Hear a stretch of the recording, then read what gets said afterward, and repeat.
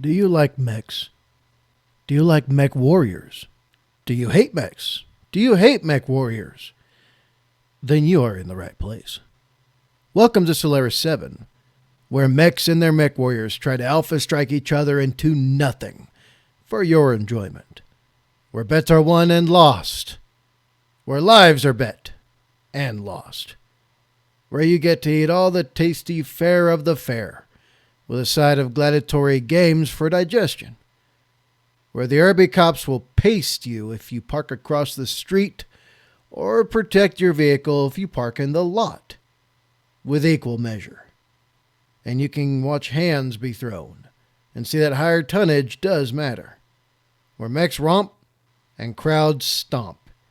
It's all here.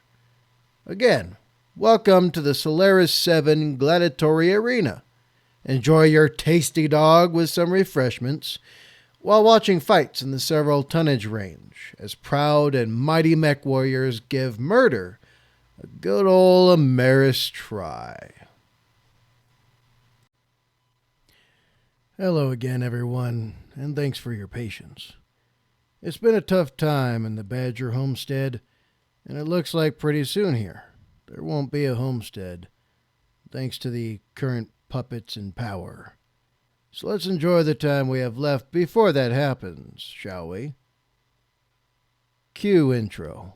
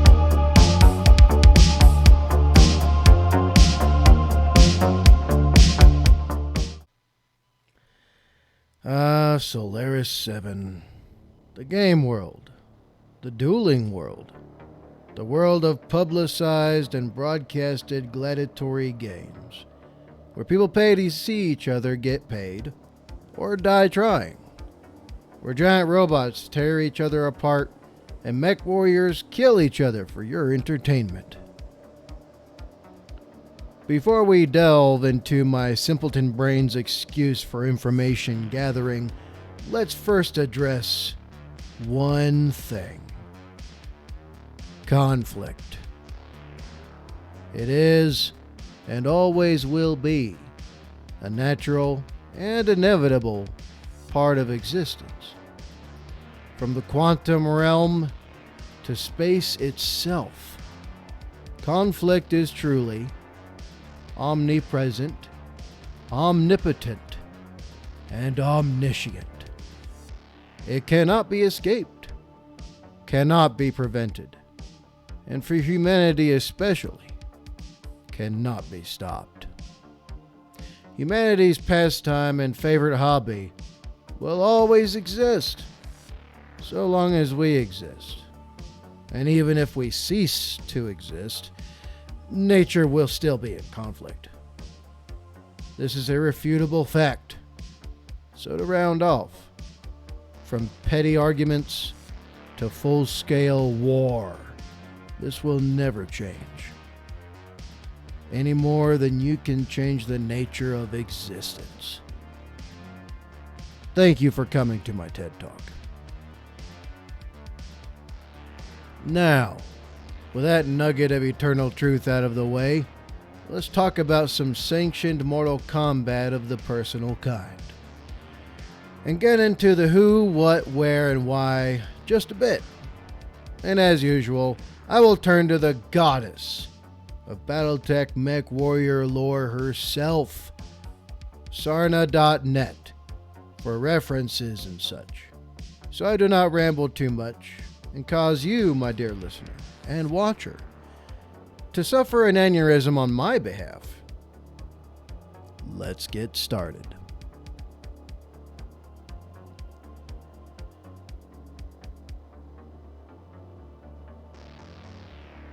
The Solaris games are the most popular and prominent gladiatorial games in the Inner Sphere.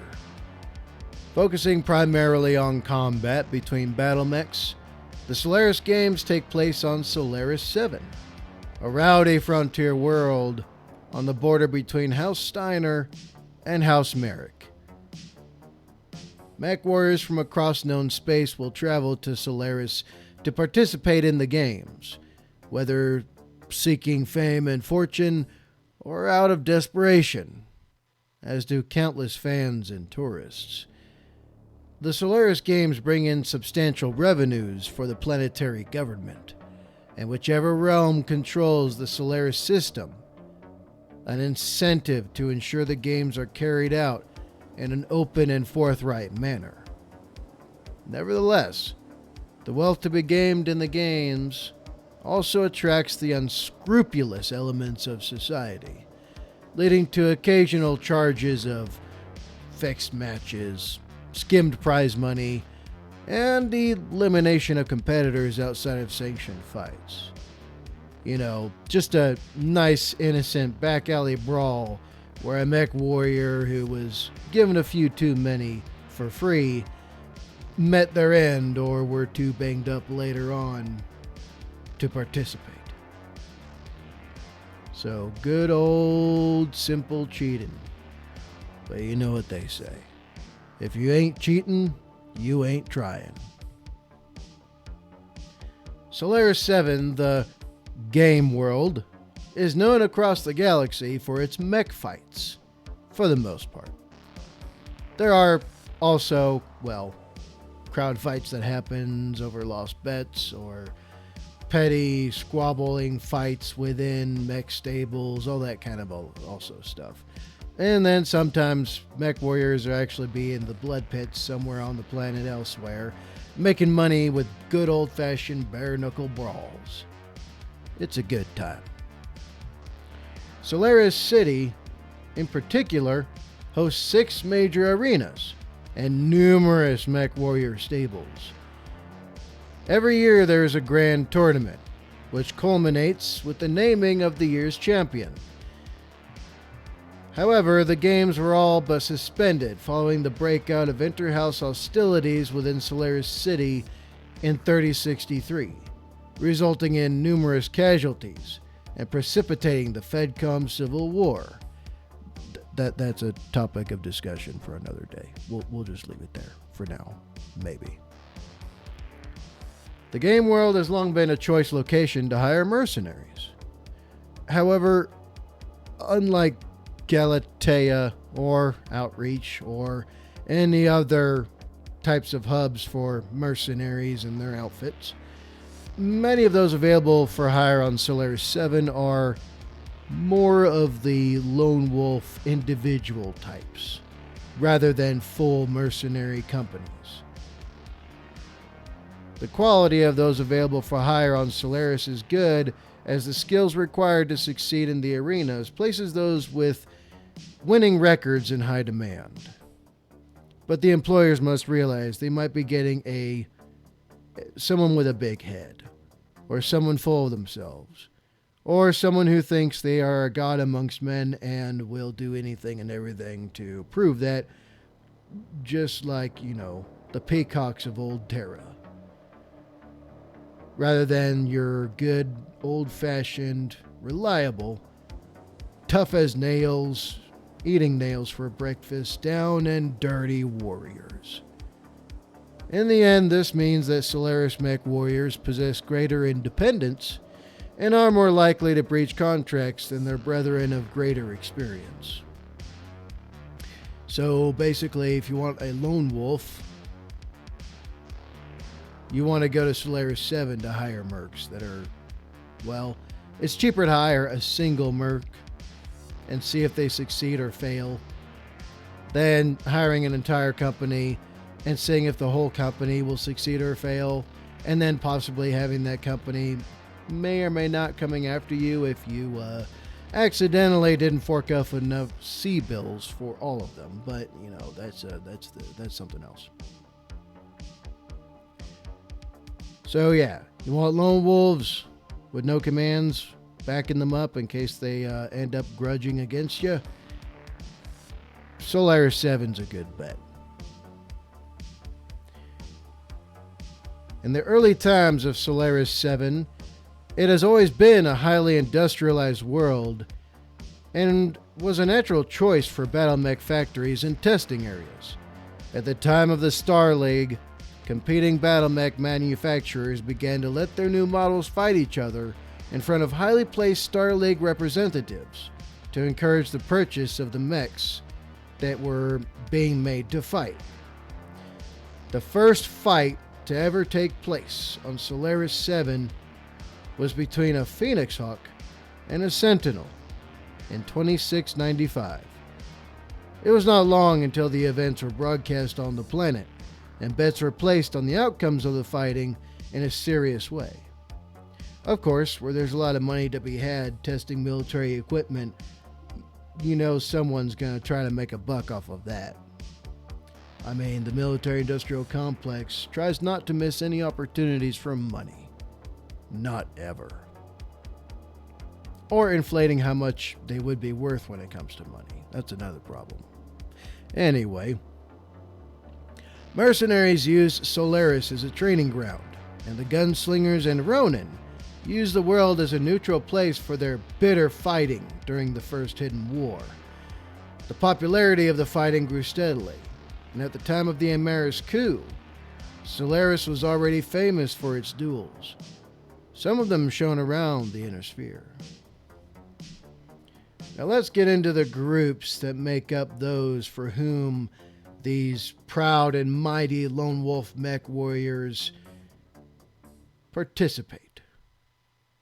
The Fighting Stables.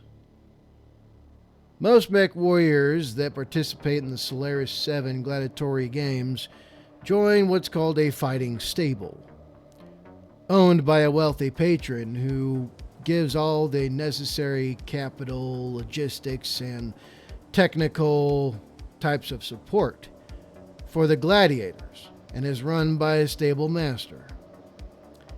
Typically, a stable will have 10 to 40 mech warriors employed, sometimes more, sometimes less, with similarly varying number of mechs, and the mechs might as well be as unique as their pilots. Some mech warriors might even own their own mechs, or they'll share mechs with other mech warriors, kind of like a rental car getting passed around. Or they might lease one that's within the stable's hands.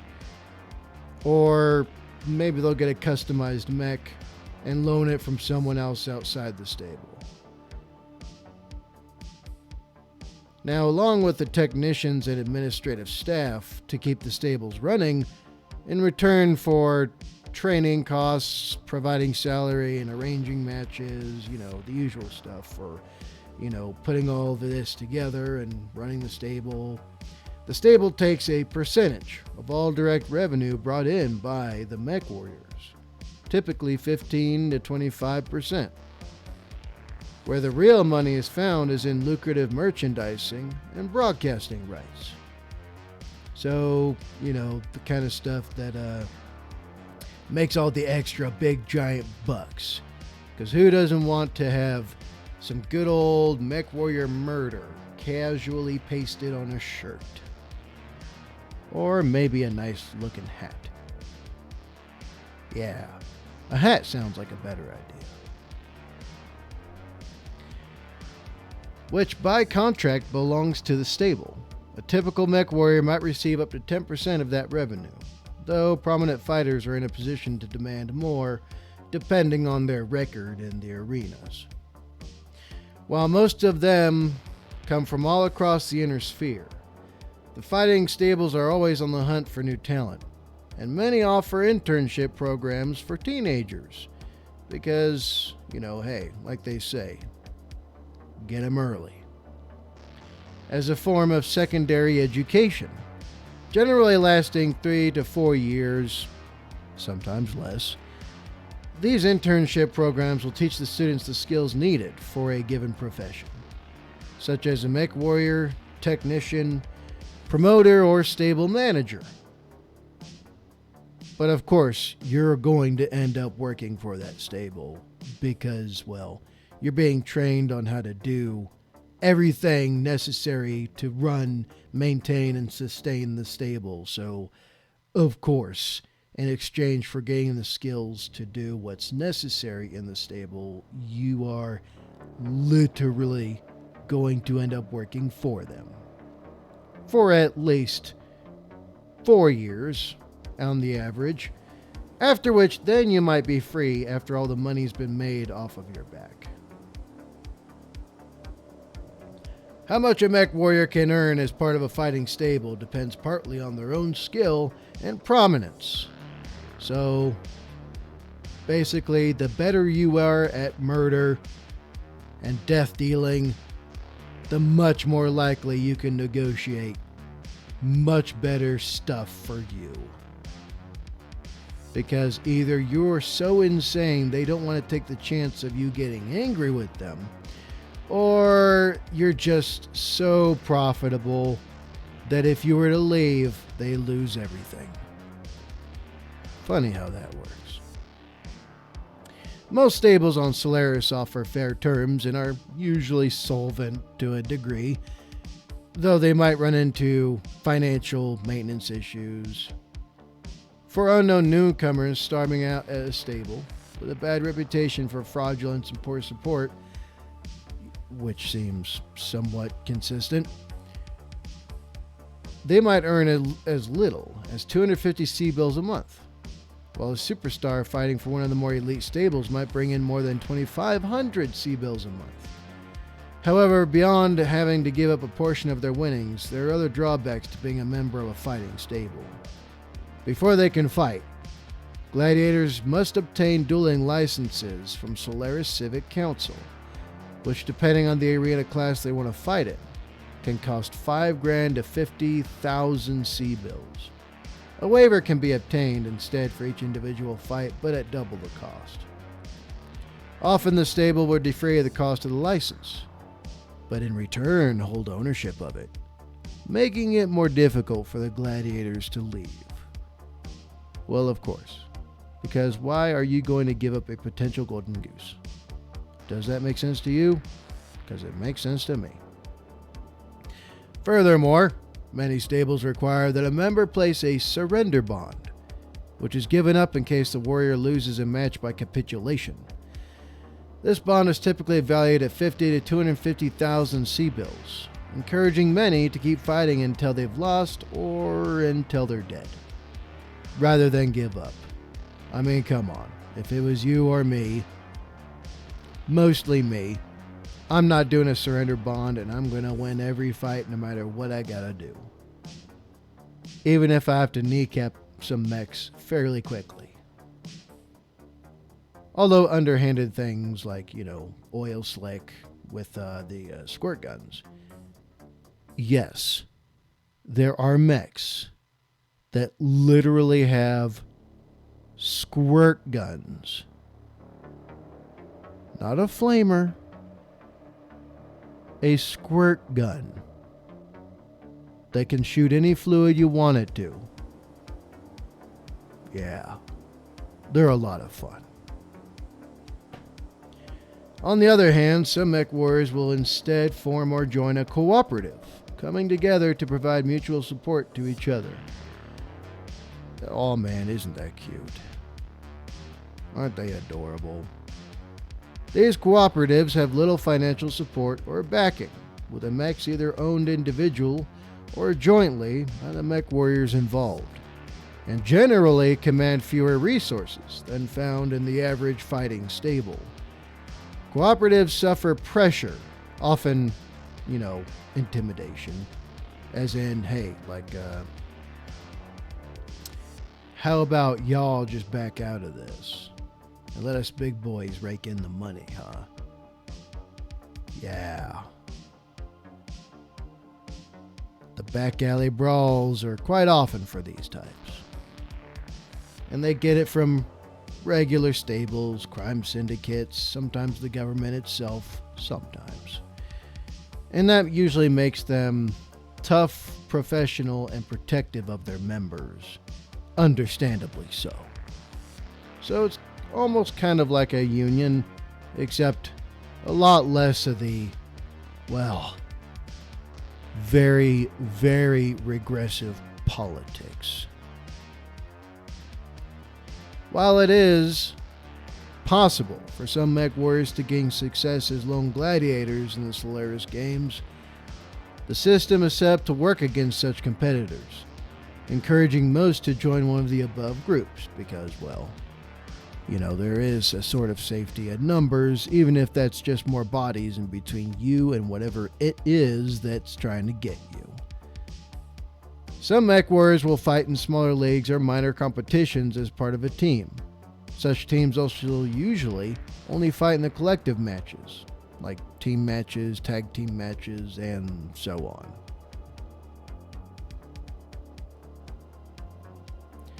That being said, yes, there's squirt guns for battle mechs. You don't believe me?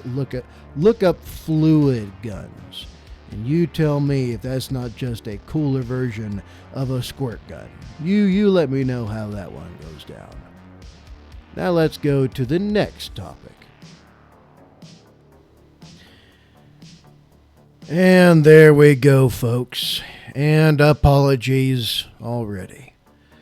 I really, really had to chop this video down to a severe degree to get my editing software to be able to actually process it that I went so deep into with it. However, it could not handle the actual ultimate finished product. So instead, you're stuck with my usual, jury-rigged kind of, somewhat of a type of video. So again, apologies for that. Or probably not because, some of you seem to enjoy it. That being said, if you want to hear more about the Solaris VII gladiatory games and everything related to it, let me know. Let me know, preferably before I start the next project in the next week.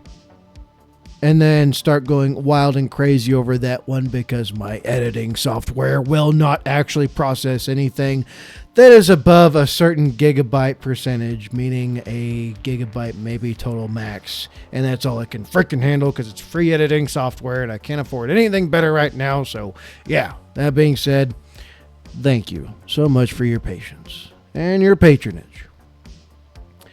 Now, like I've told all of you before, all the important links and stuffies like that is going to be in the description box. I'm working on things for other things and other things, and if I could get people who know how to run an actual Discord, that would be nice. Please let me know. You would be greatly appreciated and showered with absolute love and affection for your wizard, brains. It would be very much appreciated.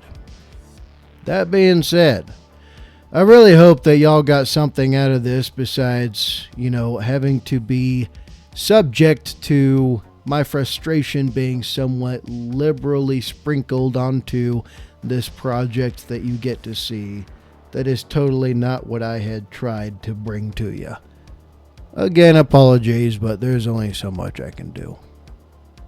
That being said, links in the description box down below. I think Comstar is going to cut my connection any day now, and I'm trying to, do some fighting to keep the Badger homestead, so that's also interfering with what I would actually like to be doing, which is engaging with y'all. So that being said, I will see y'all in the next one. This is Badger Actual. Out.